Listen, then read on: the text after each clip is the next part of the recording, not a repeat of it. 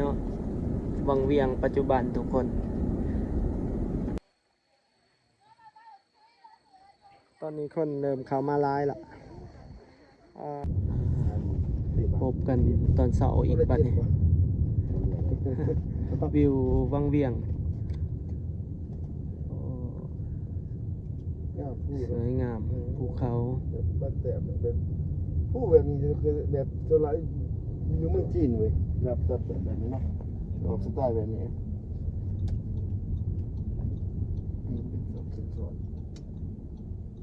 มีหลายๆอย่างเข้ามาบิ๊ก2บิ๊ก4 7มีเบิดแล้ว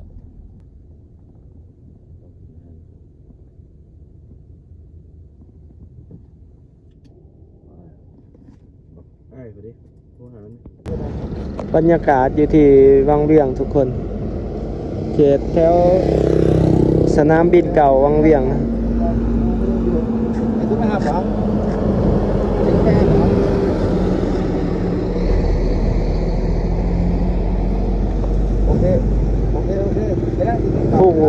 ผู้พาสอนกันสวยงามขนาด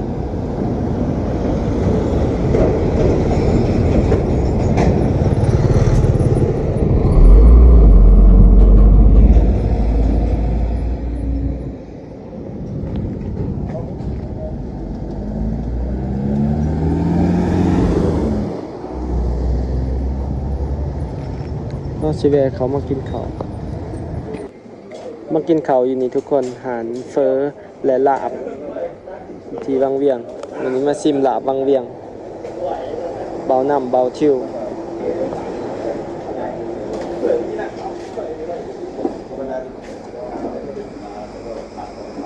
บรรยากาศมื้อนี้โอ้บ่ฮ้อนอากาศดีมื้อนี้อากาศประมาณ23-24องศา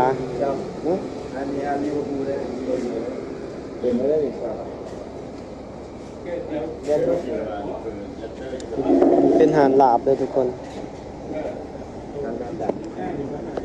ลาบดังมีกาสิไปลินน้ำบ่ไปเนียงก่อนปูละปูนเนาะไปต้นน้ำโตเขียวๆนะแล้วเสือไก่สูงไก่โอ้ไก่โรสมาวังเวียงต้องมาลองเด้อลาบวังเวียงออริจินอลเบิ่งสีตัวนี้คู่คันหน้าเนี่ยใหญ่ดีวะโอ้สุดยอดเดี๋ยวทาลาบก่อนสักหน่อยเดี๋ยวทาลาบเดี๋ยวได้เอาจะพิษ3เลยนะคือกินมื้อละมากก็มีแต่นักซิมมือสกาดเด้นี่จ้ะมีแต่นักคันเพิ่นว่าผ่านแต่ก็คือผ่านได้พอแม่ต้องให้นายใหญ่ว่าผ่านโหสุดยอดจับแม่คิดดูมั้ยลาบ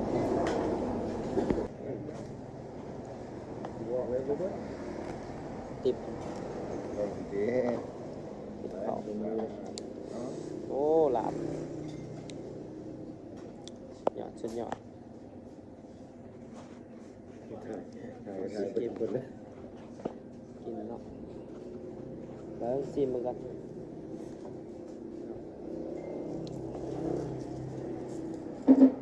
แช่ครับต้องมาลองเพื่อให้มา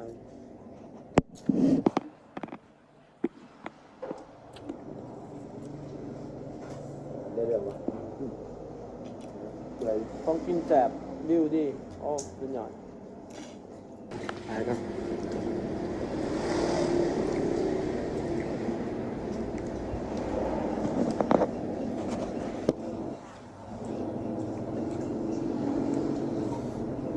ชั่วโมงว่างเป็นไงเนี่ย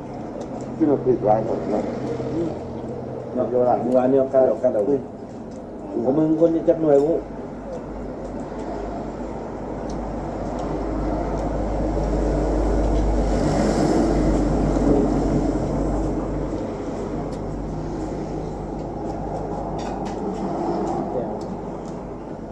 คู่คันหน้า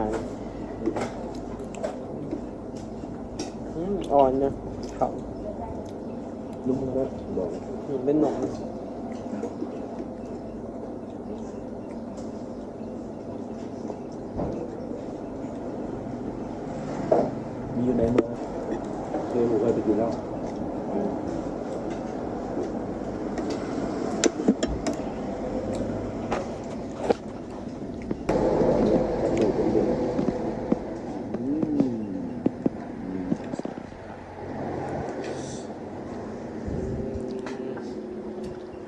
นมไหมเนาะ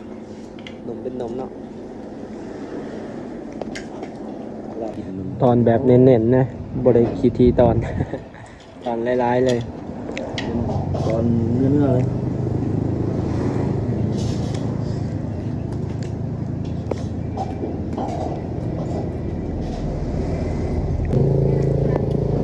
เกี่ยงแสะ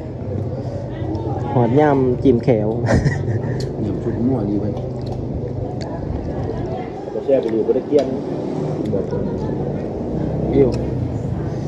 บ่ได้สิมากกับมานาเดินบิดเก่ากินข้าวชมวิววังเวียงเดี๋ยวเราสิพาทุกคนไปดินเลาะชมธรรมศาสตร์มานี่ เป็นครั้งแรกคือกันที่ได้ชมธรรมศาสตร์วังเวียง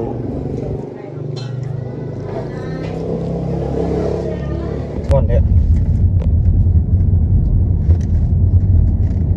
That's where my day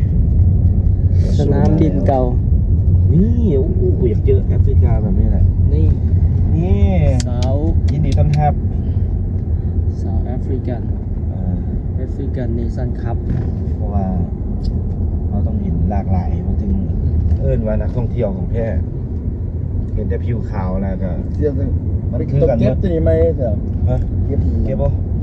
มันเก็บ ดีตอนหับเขาสู้ มันฮ้อนเนี่ย ตัวนี้ตลาดกลางคืนเมื่อคืนนี้บริถ่ายสามแบต กำลังสิยางมานั่นปิดแล้วหาเด้อ คืนนี้ก็ย่างเลาะนี่เบิ่งนักท่องเที่ยว ทางในนี่เขาก็ต้องกำลังเฮ็ดทางขยายทางออกไป นี่เฮาก็เบิ่งก็มีธุรกิจหลายๆอย่างที่เขามาเปิดอยู่ในวังเวียง ปัจจุบันนี่ก็หลายทั้งนักลงทุนภายในและก็ต่างประเทศหลายๆอย่างหลายๆอย่างก็เริ่มมีเข้ามาหลายอาหารจีนอาหารเกาหลีก็สิเป็นมินิมาร์ทอาหารสะดวกซื้อเซเว่นก็เข้ามาแล้วก็ถือว่าจะ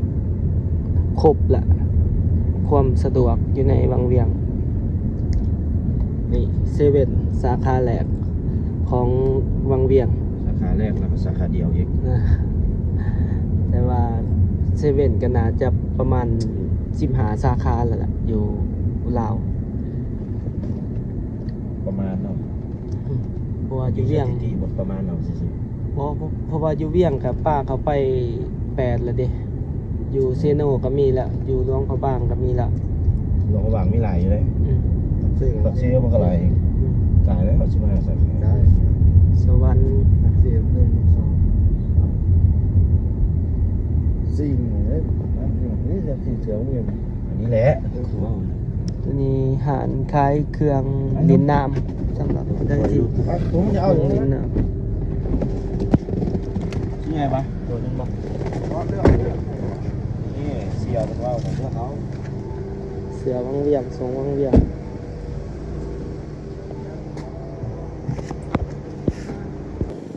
หารนี่คล้ายเครื่องเสื้อผ้าสำหรับผู้ใดที่ยางลินวังเวียง งานประมาณเกือบ ตัวไทยกันประมาณตัว50ประมาณเนาะ มันเป็นโอเวอร์ไซส์ส่วน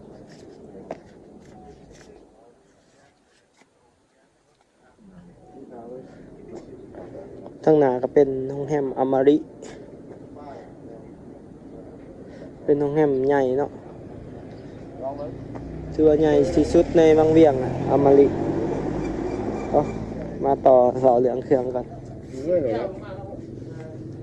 XL มา65 275 3X85 60กับไส้อีกเนาะ แม่น่ะคือกับไส้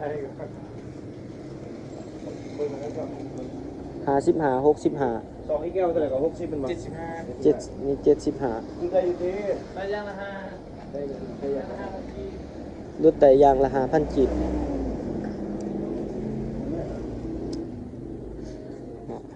ลุงเลยเหรอ ซอยโรงแรมอมริตอนนี้ก็จะกะลาดทางใหม่คือว่าเฮ็ดทางใหม่เป็นทางแบบดำมาตรฐานเลยนี่ตอนนี้เดี๋ยวเราสิไปหาหนังชมวิว พาทุกคนเบิ่งบอลงามๆในวังเวียงทุกคน เดี๋ยวติดตามเบิ่งติดตามชมนำกันเด้อวันนี้ก็มาน้ำโม ขี่รถมาน้ำโม เอาวะไปชิดของซีอาร์ เยอะ ของมึงของปาวินป่ะ นี่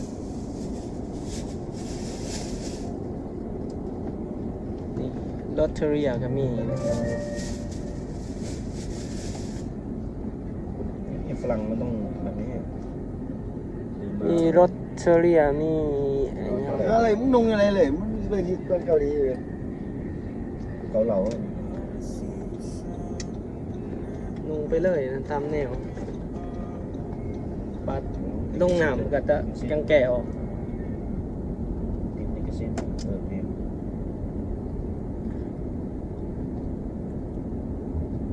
โอ้เขาได้รถแล้วเนาะซิงแล้ววันนี้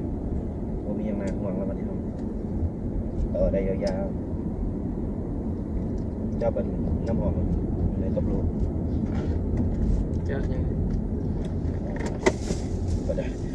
ก็ได้ เก็บก่อนน้ำหอมใช่ แล้วเป็นกูบาไปยึดหอมๆเนี่ยทอด CR7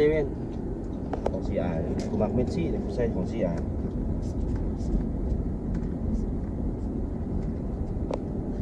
นี่เนาะวังเวียงปัจจุบันทุกคน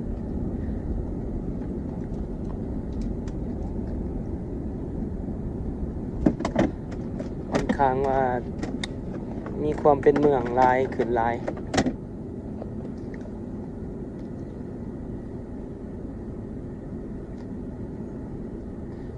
รถโดยสาร2 แถวก็หลาย มีทางแท็กซี่อะ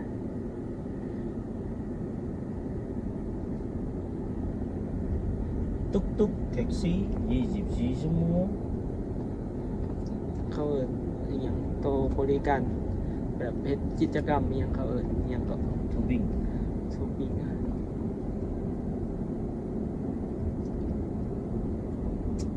พวกนี้มันจะมีพวกเรือขยัก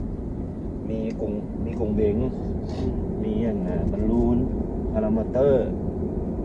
มีสลิงขนสลิงเนี่ยนะก็จะมีแบบพวกบริการกิจกรรมอื่นอีกก็คือไปเล่นพวกบูลากูนกระโดดน้ำพวกนี้มื้อหนึ่งบ่มื้อเลยใช้กิจกรรมอยู่โรงเรียนรถหลายกิจกรรมแล้วก็จะมีรถบักกี้หรือว่า ATV นั่นแหละมันเป็น ATM เนี่ย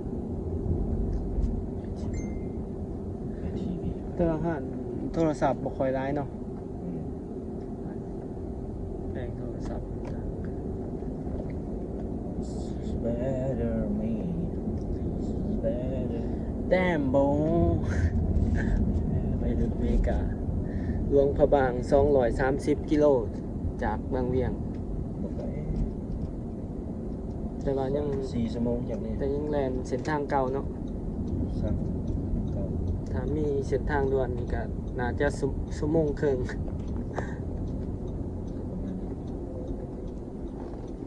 เขากำลังอยากเฮ็ดต่ออยู่โครงการมันน่าจะไกลอีกตัวหนึง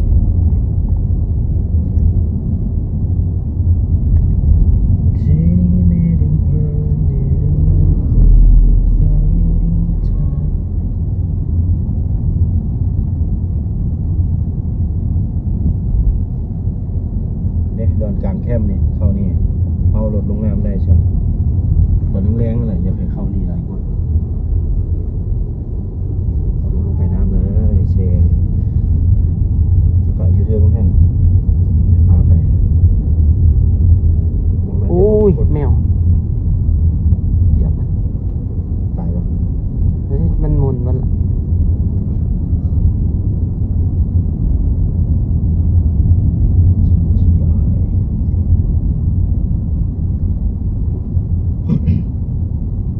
ไทยยังบ่ว่าบ่ว่าอย่างมัน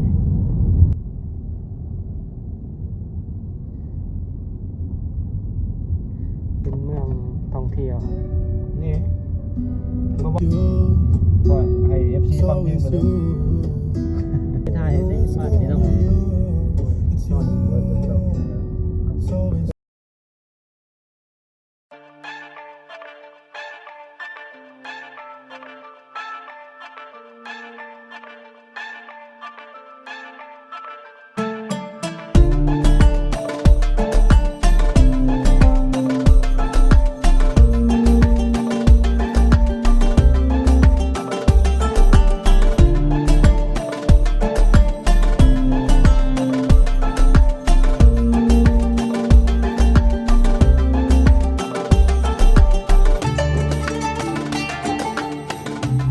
มันจะมีคาเฟ่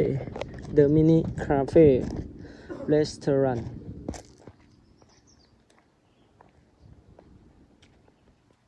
มีวิวภูเขาให้เบิ่งอีกกี่บอลโอ้โหสวยงาม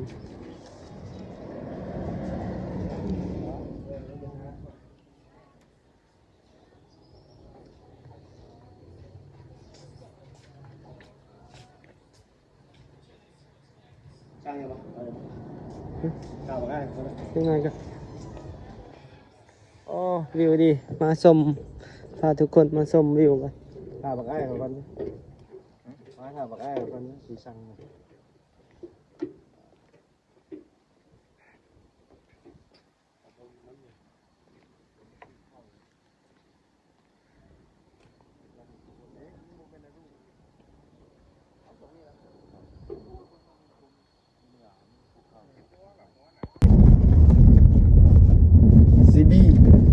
CBF บ่ CRS เราจะไปใส่ก่อนดิ มูลคูณ4 โมเลกุลสี ทางที่เราเนี่ยไม่ได้หรอก ใกล้อยู่วะ เลิกอยู่เลย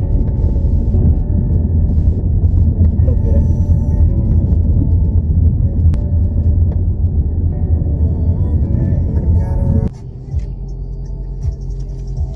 ขามกลัว30,000ทั้งคา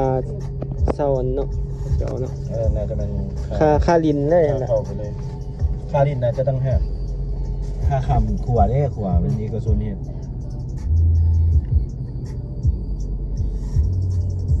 สาวเอาไปก่อนเด้ไปอยู่แล้ว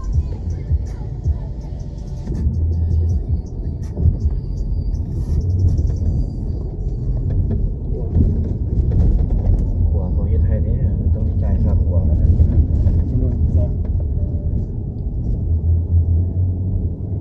มูลกูล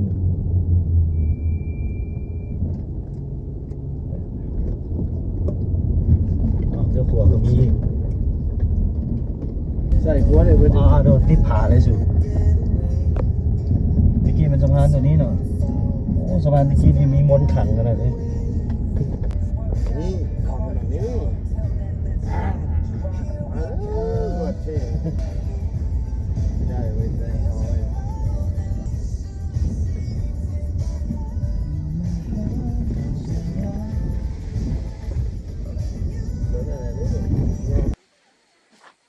ตอนนี้เขามาหอด บากูนลาปูนสีติดกับภูเขาเลยทุกคน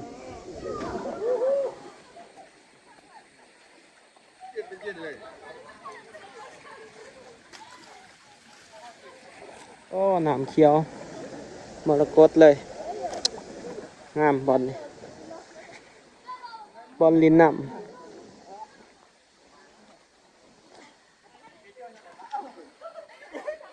ลากูนสีเด้อทุกคนบอลนี่มาลินน้ำ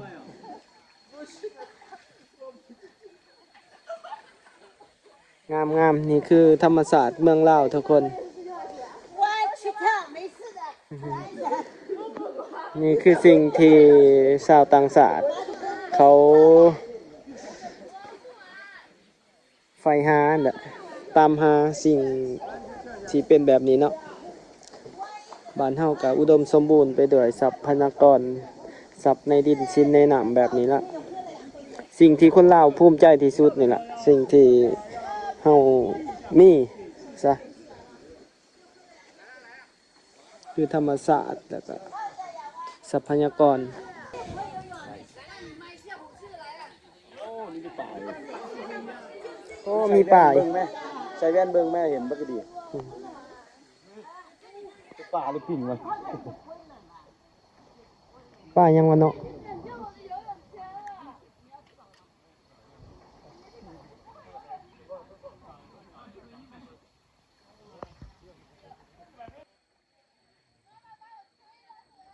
ตอนนี้คนเริ่มเข้ามาหลายละ